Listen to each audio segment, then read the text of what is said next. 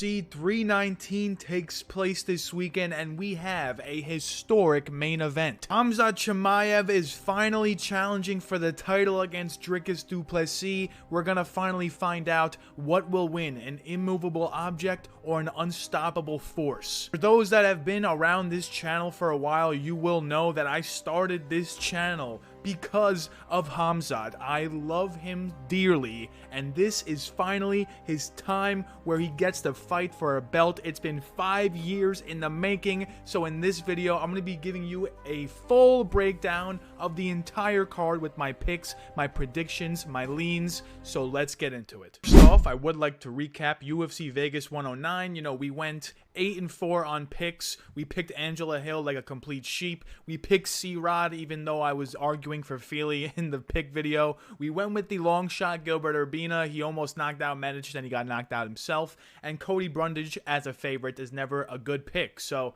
8-4, we could, we can correct the mistakes. They're very correctable. And as for bets, we did go down a half unit, our first losing week in 5 weeks. For 7 weeks straight, we have not lost more than a half unit. So I consider that a win streak, in my opinion. I mean, even though we lost a half unit, it wasn't the worst, wasn't the best betting slate to bet on because most of the favorites won. So let's try to make mega piles and go undefeated on picks for UFC 319. First fight on the card is the tough finale. There's going to be 2 Ultimate Fighter finales at UFC 319, and the first one is Rodrigo Cenzanado taking on the winner of Matt Dixon and Daniil Donchenko. So that fight takes place tonight. I don't know the winner, but if I was going to predict one of these 3 to win the Ultimate Fighter, I would be taking Matt Dixon. He has a lot of KO upside, and Rodrigo is kind of a stalling merchant. He likes to hold you against the cage,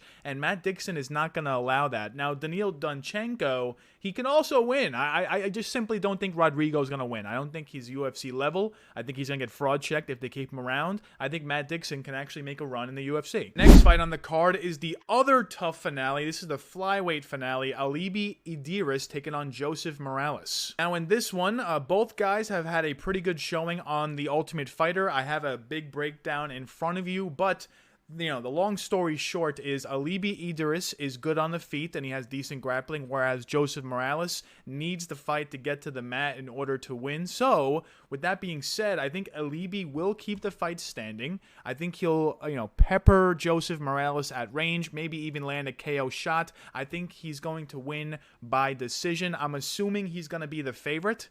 I mean, Joseph Morales had a UFC run in the past, got knocked out by Davison Figueiredo, didn't have the best run, and if he doesn't find the sub, if he doesn't get the back of Alibi, he's going to lose, and I just tend to think that Alibi will not let that happen. Next fight on the card is Karine Silva taking on Dione Barbosa. Now, as for the styles of these 2 fighters, they are literally the exact same. They're both high-level grapplers. Dione Barbosa, on one hand, I think has the better striking. She showed a lot of good striking against Diane Belbita, and Karine Silva, not the best striker, but I would say she's better at MMA grappling because she likes to rack up control time. Now, as for their advantages over each other, Karine Silva will have the UFC experience. She's going to have the MMA experience, so she's fought in way more MMA fights than Dione, and she has way more UFC fights than Dione. On the other hand, Dione is jacked. She's just straight up jacked. I doubt Karine Silva is going to have takedown success against someone as jacked as Dione. She also has the striking advantage, like I said, and she's also a former Olympic athlete, a lot to like about Barboza. Here are some important notes about these females. Karine Silva is on a full fight camp. She was scheduled to fight JJ Aldridge. JJ pulled out. Dione is actually fighting this on short notice, 2 weeks notice.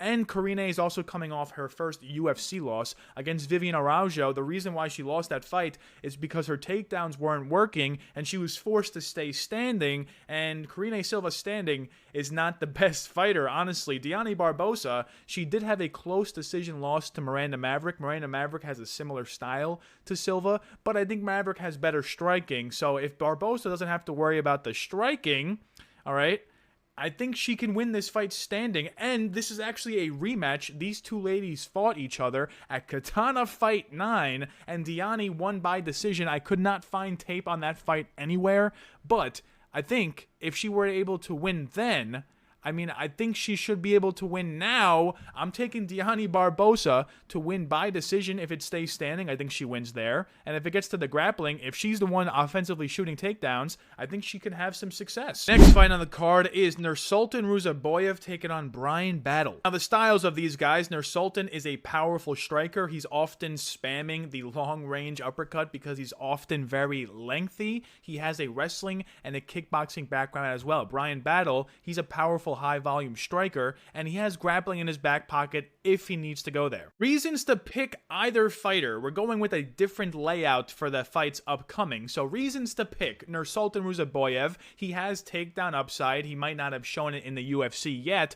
but a majority of his wins come by submission, and it comes by him trying to take his opponent down. He's not done that yet, but he does have that in his back pocket. He obviously also has one-shot KO power, and he's 6'5", so he's humongous for the middleweight division. Bryan Battle, he's going to have the extreme volume advantage. He has a similar reach to Ruziboev, so, you know, a reason you might pick Ruziboev is because he's very lengthy, but Bryan Battle is actually lengthier than Nursulton, so the one thing that he always has in all his fights, he's not going to have here. Bryan Battle has also fought the better brand of competition, and Bryan Battle, if he wants to, I know Nursulton can, Bryan Battle can also get takedowns in this fight as well. Reasons to fade. Now, this is another new category we're adding. Reasons to fade Nursulton.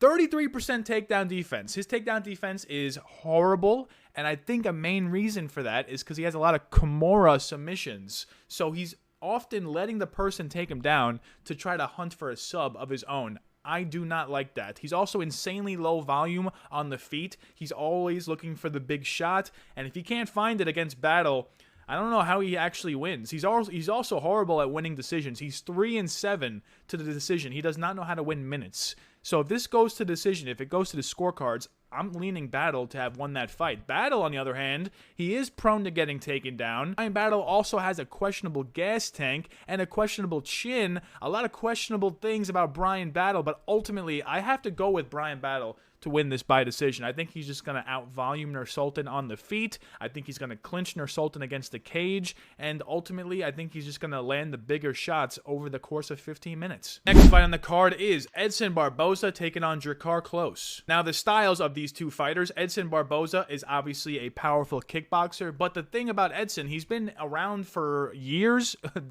almost decades, but he has yet to add any wrinkles to his game. He's always been a kickboxer. Drakkar Klose, on the other hand, he has a wrestling background, but he has 0 sub wins, 0 sub losses. So even though he's a wrestler, he's not actually the best grappler. He also has good power in his hands. Reasons to pick Edson Barboza. Well, he has fought the better brand of competition. He's going to have a wide array of kicks at his disposal, and he's going to be the bigger fighter, both height and reach. Now, if you want to pick Drakkar Klose, he does have the takedown upside. He does have similar power to Barboza to hang on the feet with him, and, in my opinion, he's taken way less damage than Barboza. I mean, Barboza has 12 professional MMA losses, and nearly all of those, he took some type of big damage. Now, Drakkar Klose, most of his losses are by finish, sure, but he's not accumulating damage. The finishes that he's having on himself is usually like a flash knockout, like a Beneil Dariush, boom, pipe down the middle. You know, a Joel Alvarez, boom, knee up the middle.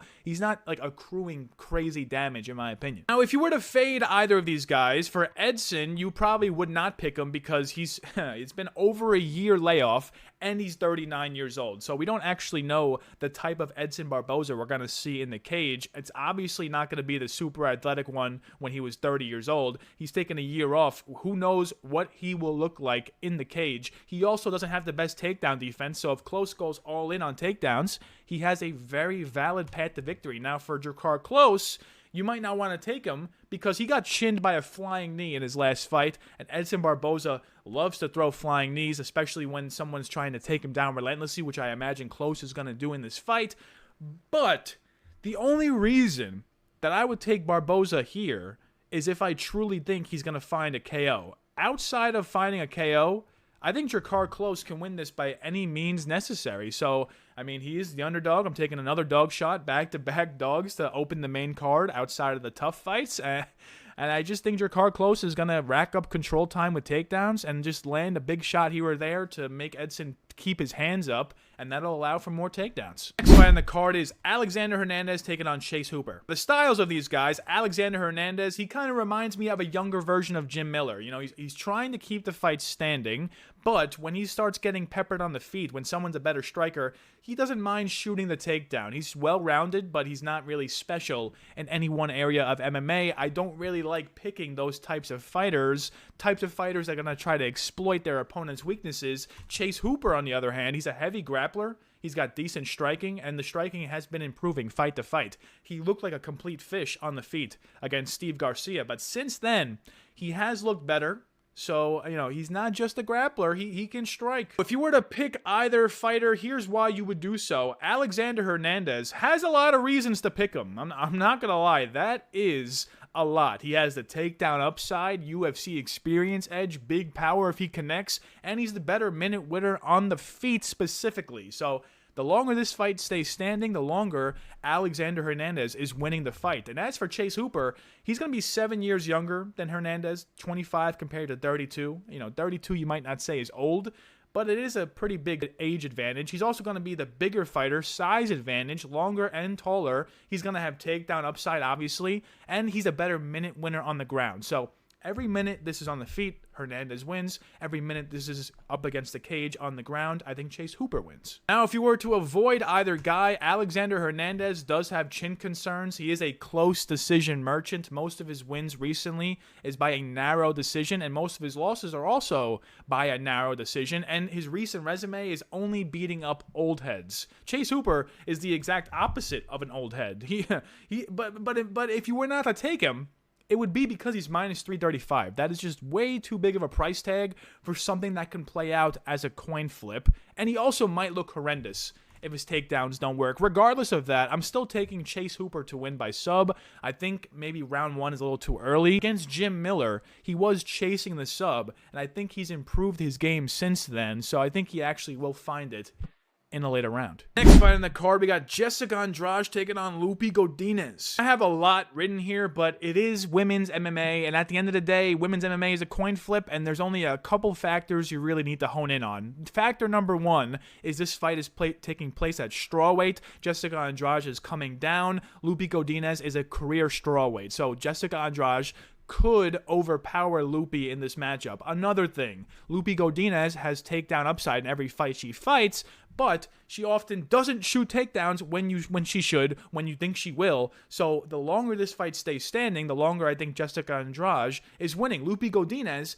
is also a decision merchant. She doesn't really submit anyone once the fight gets to the ground. Jessica Andrade has really struggled against women that are actually fishing for the sub when it gets to the ground, or some type of ground and pound. Lupi just racks up control time. So for all those reasons, if it stays standing, Andrade is going to throw more volume than Lupi, and if it gets to the ground, I don't expect Lupi to do any real damage or chase any subs. So, with that being said, I think there's enough here to take the underdog. I'm going with Jessica Andrade. I think she can weight bully Lupita Godinez as well. So, I mean, she is the underdog. You know, Jessica Andrade is always hard to trust because you don't know which version of her you're going to get. But Lupita Godinez, I know you cannot trust. I don't think I've picked her in a single one of her UFC fights. I've made some good money because she's always the big favorite. But in this one, we're going with the dog, Jessica Andrade. Next fight on the card, we got GM3 Gerald Meerschaert taking on Michal Oleksiejczuk. Here's another fight where I'm just going to verbalize my breakdown. I'm just going to leave the words on the screen. This fight goes one of two ways. Okay. I think either way this fight ends, Michal Oleksiejczuk is landing a knockdown. Now, Michal Oleksiejczuk could starch GM3 cold, win by knockout. That could happen. I don't think I've seen Michal just starch someone cold. Every time he lands a knockdown, he is chasing the fighter to the ground. So, this could go one of three ways, actually. Michal could just flatline GM3. Don't really think that's going to happen. Michal can knock down GM3, chase him to the ground, get submitted. I can see that one. And Michal Oleksiejczuk also can just repeatedly knock down GM3, don't chase him to the ground, and win by a late TKO because the ref just gives a mercy stoppage. So for all those reasons, we're going with Michal Oleksiejczuk to win by later round KO. I'm saying round 2. He's going to have the volume upside, the power upside. He's 7 years younger than GM3. He's with the Fighting Nerds now. He should win this fight. unless he just gets submitted in meme fashion by GM3. Next fight on the card, we got King Green taking on Diego Ferreira. Once again, I'm just putting the breakdown up. I'm just gonna spitball what I think is gonna happen in this fight. King Green is a volume merchant. He could win this by decision if he just keeps Diego Ferreira at range because he throws way more volume than Diego Ferreira. Also, Ferreira is often losing fights until he wins. He's not really a big decision guy. The first couple rounds, you often see him getting taken down. You often see him getting outpointed, outlanded on the feet. And I think King Green, low-key, might be a nightmare matchup in that regard. However, Diego Ferreira is a proven finisher. He has the 3-inch reach advantage in this matchup. He has takedown upside as well. He's going to be the way better grappler. So if it gets to the ground, I think he can also submit Bobby Green.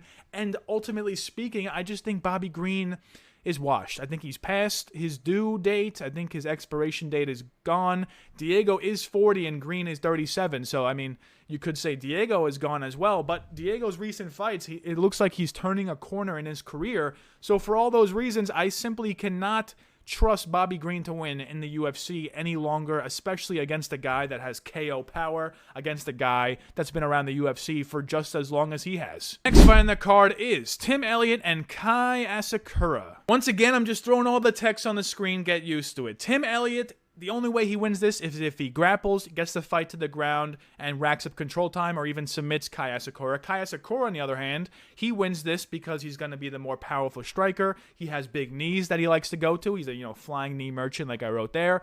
And if he just keeps it standing, I think he can win the fight. Now, it is 50-50 in my opinion. Tim Elliott hasn't fought in almost 2 years. Sure, that is a bad look. He is 38 years old and hasn't fought in 2 years. That's a double bad look. He also has a questionable chin. He's been rocked a couple times in the octagon recently. Kai Asakura, though, I just can't get behind him. Him winning would be the better outcome for the UFC. Kai Asakura winning would put Japan on the map in the flyweight division with Tatsuro Taira. Maybe set up a big fight. But I just can't buy the narrative that Kai Asakura is good until he actually wins in the UFC. So it might be a bad reasoning, might be a bad take, but I'm going with Tim Elliott to win this by sub. He has weird striking where he always puts up a leg and stuff. And I don't know. I think he can just trickster his way to a decision. That's basically how I feel. He can get the takedowns going and maybe even potentially outland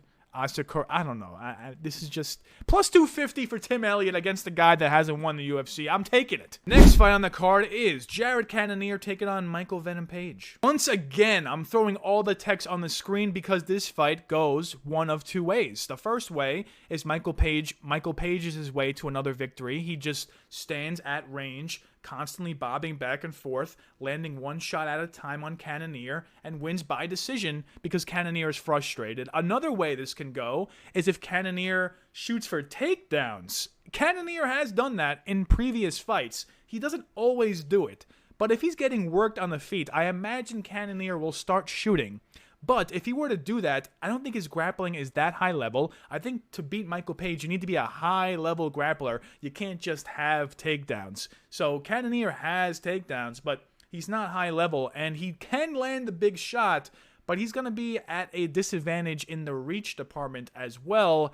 So if this stays standing, I don't know how Michael Page loses. So I'm going with Michael Venom Page to win by decision. As long as it stays standing, he wins. If Cannonier gets takedowns, mixes it up, he has a path to victory, but I'm just not buying it in this one. Next fight in the card, we got Geoff Hands of Steel Neal taking on Carlos Prates. Once again, throwing all the text on the screen, get used to it. Geoff Neal, he's a powerful striker, but he also has clinch upside. Carlos Prates, I would say he's a kickboxer, but he's not really throwing kicks. He's mainly throwing 1-2s, hooks, overhands, uppercuts. He's a marauder with high power. That's kind of how I describe him. He's going to have a 3-inch reach advantage. He's going to be 3 years younger than Geoff Neal. He has the KO upside. Geoff Neal, though, does throw with more volume than Prates. I can see this fight going like this. Prates looking for the big shot, never finds it. Geoff Neal peppering Prates at range. Geoff Neal clinching Prates against the cage. Geoff Neal taking down Prates. And Geoff Neal winning a clean decision. I can see that outcome happening to a T. I am also very nervous that Geoff Neal just gets completely flatlined by Prates because most of Geoff Neal's losses are against guys that are bigger than him in stature, in size, in reach, in height. So, for all those reasons, I'm not taking the chain smoker. I took Ian Gary against Carlos Prates, and I'm taking Geoff Neal against Carlos Prates as well. This might be a horrific pick because Prates can just go out there and KO Geoff. But if he is not KOing Geoff, I think Geoff Neal actually has the decision equity to win. I think Geoff Neal has the submission upside as well. And I think Geoff Neal can even land a big shot of his own. So, more paths to victory for the underdog at plus 200. I will take it. The co-main event of the evening, Lerone Murphy taking on Aaron Pico. Now, once again, there is a lot of text on the screen, but this is very simple. We have UFC guy who is undefeated in the rankings going up against a Bellator newcomer that we don't know if he's actually good. Now, I'm not going to just straight up say to take Lerone Murphy. I'm going to give you some solid reasoning. Number one, Aaron Pico had his shoulder pop out mid-fight against Jeremy Kennedy. Bad look. Bad look. If that can happen in one fight, that can happen in any fight. If you separate your shoulder like that, it can happen at any point ever again. He's 28 years old, but having that shoulder injury that early is bad. Also, Aaron Pico, all 4 of his losses are by finish. 3 KO losses and a submission loss. He's not really good at winning decisions. He's mainly finish or bust, and he's also getting finished himself. Okay, that's not the best look. Lerone Murphy, on the other hand, the takedown upside. He just fought a scarier power puncher in Josh Emmett, and he won a clean decision. Aaron Pico has a good boxing background, sure. He has a high-level wrestling background, sure. But we haven't seen it tested against a well-established guy in the UFC. And we're going to see it tested against Lerone Murphy. Lerone Murphy, though, if you guys are followers of the page, subscribers, watch every video, you know I don't really like Lerone Murphy. Not that I dislike him as like his character, but Lerone Murphy, the way he fights, is just razor-thin margins. Okay, I've literally picked against this guy in almost every one of his recent fights. But one thing that is big here is it is 3 rounds. So in a 3-rounder, Aaron Pico can find the finish. Aaron Pico can get the wrestling going. But a high-level UFC guy, I mean, you've heard this breakdown in every other channel that's picking Lerone Murphy. I'm going with Lerone Murphy. It just is what it is. I'm going with the underdog. The line keeps growing somehow. I don't understand it. I'm taking the UFC veteran to win. And if Aaron Pico wins, I will be genuinely shocked, but, you know, I'll be happily surprised. You know what time it is. The main event. Dricus versus Khamzat. As you can see, this is the breakdown that I wrote the least amount for because I can just speak poetically about this. I can go on endless soliloquies about this fight. There's a million different ways this can go. Now, did you guys think that Khamzat could win by decision? A lot of people are saying he can only win by early finish, but all of a sudden, I can see a world where Khamzat wins by decision. If he 10-8s DDP in the first 2 rounds, there's a decision for you. DDP can win by decision. DDP can win by late sub if Khamzat gasses out early. DDP can win by KO early if he just knees Khamzat up the middle. Khamzat can win by KO early if DDP has his hands out. This can go every single possible way you can imagine. But you will not find me picking against my GOAT, Khamzat Chimaev. Round 1 sub. The breakdown is simple. He will get a takedown, continue to shoot, continue to grapple, and win by sub. It's just that simple. If that doesn't happen, it's in God's hands. That's all I can say. If that does not happen, if Khamzat does not get the rear naked choke in the first 3 minutes, I will be in attendance and I will be sat on my seat because I just don't want to watch it beyond that. If Khamzat doesn't do that, I'm cooked. I'm finished. And so is Khamzat probably. Dricus has so much plot armor. He's such a goofy goober. And he continues to win. I've picked against Dricus in almost every fight. And I've picked for Khamzat in every fight. I'm scared. All right? I'm coming back now. I'm scared. I'm scared. I'm so scared. I don't know. I'm picking Khamzat. I'm not scared about the pick. I'm just scared for Khamzat. Imagine Khamzat gets finished late. Wow. Oh my God. I don't even know why I said that. This is giving me Ajda. This is giving me nightmares. Khamzat round 1 sub. Now, as for my confident takes, there are not a lot to be had on this card. This card is full of coin flips, so we're going with MVP moneyline. I think he wins against Cannonier. I think he wins a points decision. We're going with Diego Ferreira. I think he wins. I think he wins, by finish. We're going with Khamzat Chimaev. I think he wins by round 1 sub. That simple. Sneaky takes. There are plenty this card. Dione Barboza moneyline. We like her against Karine. Drakkar Klose moneyline. We like him against Barboza. Jessica Andrade moneyline. We like her against Lupita. Tim Elliott moneyline. You notice how it's further at the bottom? We do like Tim Elliott, but it is questionable. Geoff Neal moneyline as well. And to end it off, Lerone Murphy. A lot of dog picks. How can this possibly go wrong?